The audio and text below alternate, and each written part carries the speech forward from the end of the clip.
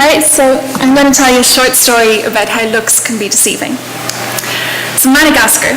It's a strange country filled with lots of strange animals, and I don't just mean these guys. I'm talking about Tenrecs. They're a family of mammals that live in Madagascar. Some Tenrecs look like hedgehogs, some are like shrews, some look like otters, and then some are just plain weird. So in the Tenrecs family, there's clearly great diversity and quite kind of strange creatures, but they also look quite familiar to other creatures that you might recognize, so things like shrews, moles, and hedgehogs.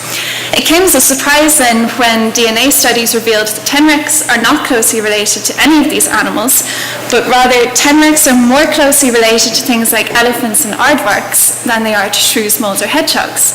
So if you're interested in who are the Tenrecs' cousins, looks can be very deceiving. And this is where my research comes in. So I wanted to test whether how Tenrecs look might be deceiving in another way. To do this, I studied the shape of their skulls, so things like this, and I compared the diversity of skull shapes in Tenrecs to their closest relatives, the golden moles. And what I found was quite surprising in that when you look at their skulls, Tenrecs are not much more diverse than golden moles.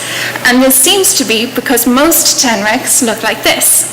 So even though the Tenrec family has examples of very different creatures that look very different from each other, the majority of Tenrecs look like shrews and are quite similar to each other. So if you look at the family as a whole, they're not as diverse as they first appear. So I hope I've convinced you that looks can be very deceiving when you're dealing with Tenrecs, and never judge a Tenrec by its cover. Thank you.